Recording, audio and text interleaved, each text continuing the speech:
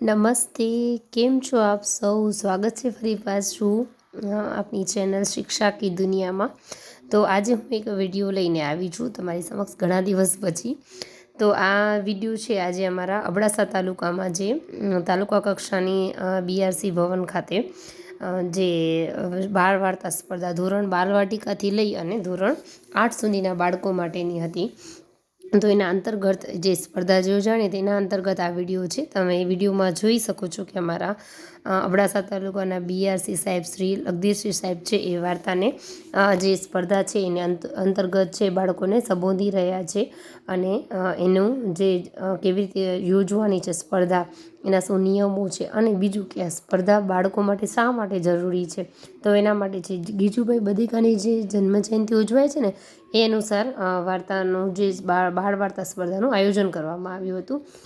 ત્યારબાદ છે ને વર્ગો પાડવામાં આવ્યા હતા નાના ધોરણના અને મોટા ધોરણના બાળકો માટે. અહીંયા તમે જોઈ રહ્યા છો લગભગ તમને મારા વિડીયોમાં નાના ધોરણના બાળકો માટેનું જ વિડીયો દેખાશે. આ અમારા નિર્ણાયકશ્રીઓ છે જે બાલવાટિકાથી લઈ અને ધોરણ 3 સુધીના બાળકોની વાર્તાનું જે છે એ મૂલ્યાંકન કરી રહ્યા છે. એક પછી તમે જોશો કે નાના નાના ભૂલકાઓ જે છે ધોરણ બાલવાટિકામાં એટલે 6 વર્ષના બાળકો, નાના નાના બાળકો 6 વર્ષના, કોઈ 7 વર્ષના, તો આટલા જે બાળકો છે એ સરસ મજાની પોતાનું પરફોર્મન્સ આપી રહ્યા છે અહીંયા કને. અમે લોકોએ તો ત્યાં બેઠા બેઠા જોયું હતું એટલે અમે લોકોએ તો ખરેખર આટલા નાના બાળકોને સાંભળવાની એટલી મજા આવે ને, કેટલું હાવભાવ સાથે, કેટલું આમ એમ ઓતપ્રોત થઈ અને પોતાની જાતને છે અહીંયા એ લોકો પરફોર્મ કરી રહ્યા હતા, રજૂ કરી રહ્યા હતા બાળકો. તો ખૂબ જ સરસ રીતે બાળકો છે અહીંયા પોતાની જે વાર્તા છે રજૂ કરી રહ્યા હતા અને સાંભળવાની પણ એટલી મજા આવતી હતી. મેં અહીંયા એટલા માટે જ થોડુંક સ્પીડમાં જ છે એ રાખેલું છે કેમ કે બહુ જ વિડીયો લાંબો થઈ જાય. આ એક બાળક છે એટલું સરસ એક્સપ્રેશન સાથે, નાનકડું બાળક એટલું સરસ રીતે પોતાની જે વાર્તા રજૂ કરી રહ્યો હતો તો બહુ જ મજા આવતી હતી એને નિહાળવાની. એવી રીતે તમે જોઈ શકો છો કે એક પછી એક તમામ બાળકો છે એ પોતાની વાર્તાઓ લઈ અને અહીંયા કને રજૂ કરી રહ્યા હતા.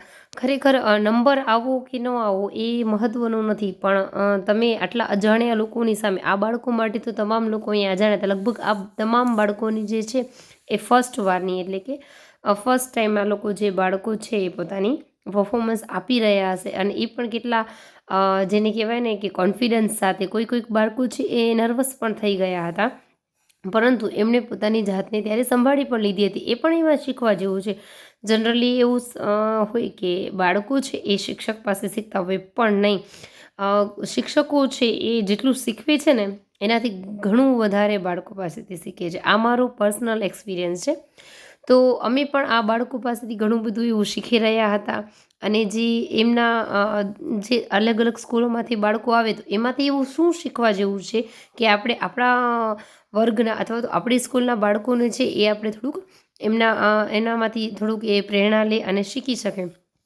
આમ તો દરેક બાળક ટેલેન્ટેડ હોય જ છે, પરંતુ જ્યાંથી આપણે સારું જોઈએ તો આપણે એ જરૂરથી આપણા બાળકોને અથવા તો આપણે પોતે આત્મસાત કરવું જોઈએ.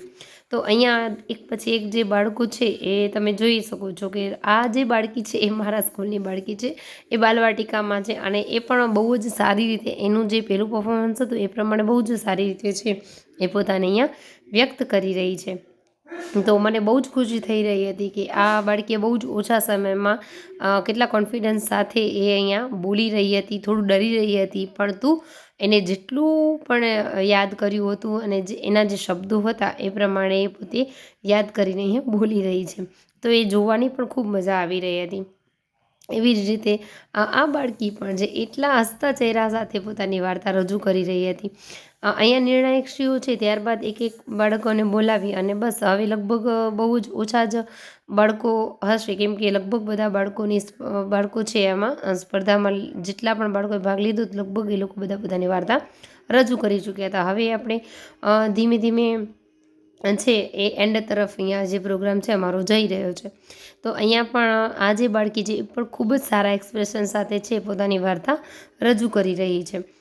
તો આવી રીતે વાર્તાઓ રજૂ થયા બાદ છે ને આ નિર્ણાયકો પછી જે છે એનું સાથે સાથે મૂલ્યાંકન કરતા જાય છે, ગુણાંકો છે એના મૂકતા જાય છે અને ત્યારબાદ જે છે એ નાસ્તો અને ભોજનની પણ વ્યવસ્થા અહીંયા કરેલ હતી. તમે જોઈ શકો છો વિડીયોમાં કે અહીંયા નિર્ણાયકો છે એ બધા એકબીજાને ચર્ચાઓ કરી રહ્યા છે કે આપણે કેવી રીતે કયા બાળકને છે એ વધારે ગુણાંક છે તો આપણે એને આપીશું. ભોજનનો જે વિરામ હતો ત્યારબાદ ફરી પાછો બધા ભેગા થયા હતા. ત્યારબાદ જે છે આગળની પ્રક્રિયા ચાલી હતી. અમારે આ કક્ષા આજનું જે કાર્યક્રમ હતું ત્યાં અમારા CRC સાહેબ છે, જોશી સાહેબ, એનું સંચાલન સંભાળી રહ્યા હતા અને એમણે ફરી પાછું બધાને આવકાર્યા હતા. અને ત્યારબાદ આગળની જે રૂપરેખા હતી અમારા કાર્યક્રમની કે કેવી રીતે બાળકો છે એમણે સ્પર્ધામાં ભાગ લીધો, વાર્તા લેખન, વાર્તા કથન. આપ અહીંયા જોઈ શકો છો કે અમારા અબડાસા તાલુકો છે એના TPO સાહેબ શ્રી હિંગોરા સાહેબ પણ અહીંયા પોતાના બાળપણના થોડાક સંસ્મરણો જે વાર્તા અંતર્ગત હતા કે કેવી રીતે પહેલાંના જમાનામાં જે બાળકો વાર્તા સાંભળતા હતા અને કેવી રીતે પોતાના અનુભવો છે અહીંયા થોડાક અમને કહી રહ્યા હતા. અને ત્યારબાદ બાળકોને પણ એ સમજાવી રહ્યા હતા કે કોઈનો નંબર આવે, હવે તમે સમજી શકો છો કે ના આપણો પણ નંબર ન આવે તો આપણે પણ રડવા જેવા થઈ જઈએ.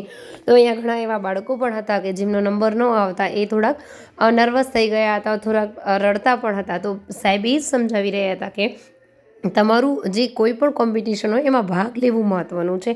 તમે ભાગ લેશો તો એમાંથી પણ તમે કંઈક ને કંઈક શીખશો. નંબર આવે તો બહુ સારી વાત છે, પણ ન આવે તો પણ આપણે અફસોસ કર્યા વગર આગળ ને આગળ વધતા રહેવું જોઈએ. એટલે એ જ પ્રમાણેનું અહીંયા જે સાહેબશ્રી છે એ બધાને સમજાવી રહ્યા હતા અને પ્રોત્સાહન આપી રહ્યા હતા. આમ જે આ જે કાર્યક્રમમાં ફર્સ્ટ, સેકન્ડ અને થર્ડ નંબર જેમને આવ્યા હતા એમને રોકડ રકમ અને પ્રમાણપત્રથી સન્માનિત કરવામાં આવ્યા હતા. તેમજ બીજા ભાગ લેનાર દરેક બાળકોને પણ પ્રમાણપત્ર આપવામાં આવ્યા હતા. અને અહીંયાથી જે પણ બાળકો જે છે ફર્સ્ટ નંબર જે પણ બાળકો છે વાર્તા કથન કે વાર્તા લેખન એ પોતાના તાલુકાને જે છે એ જિલ્લામાં ત્યાં રિપ્રેઝન્ટ કરશે. અને અહીંયા પણ તમે જોઈ શકો છો કે બાળકી છે એને પણ એ સન્માન કરવામાં આવી રહ્યું છે. તો આપ સૌએ આ વિડીયો નિહાળ્યો એના બદલે ખૂબ ખૂબ તમારો આભાર. Thank you.